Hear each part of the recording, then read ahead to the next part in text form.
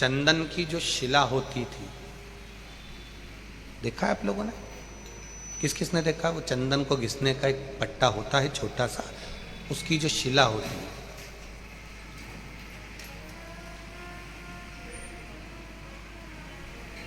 चंदन घिसने की जो शिला पट होता है, अगर वो शिला नहीं भी हो तो एक छोटा सा पत्थर, छोटा सा पत्थर।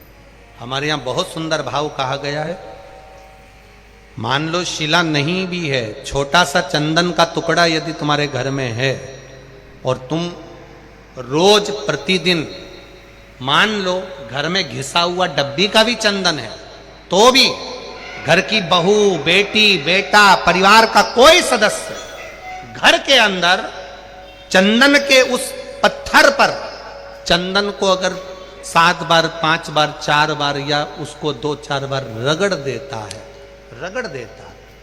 तो उसके घर में कभी कर्जे का क्रम नहीं होता, कर्जा नहीं बढ़ता, कर्जे से वो निवृत्त होता है। पर वो चंदन का पट घिसना होना चाहिए।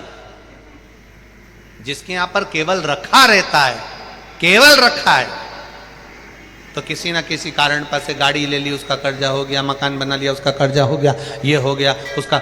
उस चंदन के पट पर पानी डलना जरूरी है, भले 2 बूंद डले और एक बार ही उसमें रगड़ा लगे, तो वो कर्जे को मुक्त करता, वो कर्जे को समाप्त करता। और उस पे लगा हुआ चंदन का थोड़ा सा भाग घर में अगर शिवालय हो, घर में शंकर जी का शिवलिंग हो, उस पे लगा दो। और अगर नहीं हो तो उसी चंदन को जब आप किसी कलश में जल लेकर जाओ, उसी कलश पर लगाकर चंदन को लेकर जाओ और शिव जी को समर्पित कर कर आओ। चंदन लगने से ही कर्जे की मुक्ति होती है, कर्जा समाप्त होता है, वो कर्जा रहता नहीं। अब चंदन की जो शिला होती है, चंदन की जो शिला थी, अंबा ने उस चंदन की शिला को घिसना प्रारंभ करा।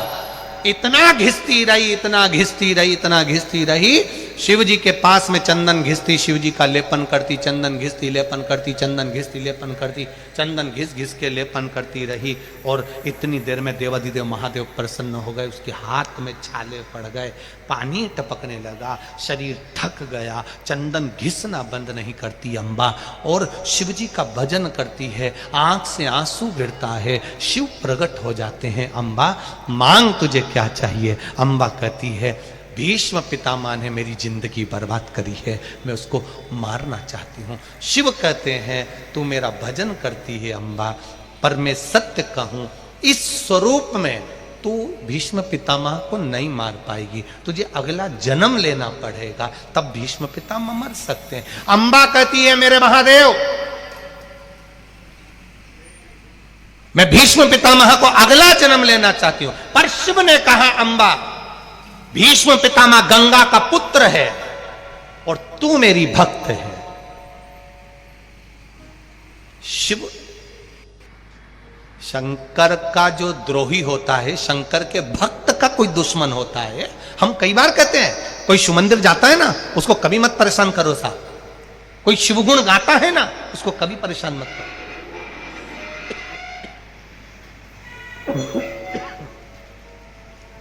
कोई शिव गुण गाने वाला, कोई शिव कथा गाने वाला, कोई शिव का भजन करने वाला, कोई शिव मंदिर जाने वाला, कोई शंकर के आनंद में डूबने वाला, उसको कभी ताना मत दो, कभी उसके लिए अपशब्द मत बोलो, कभी उसको गाली मत दो, कभी उसके लिए आड़ा टेढ़ा मत करो, नहीं तो एक ना एक दिन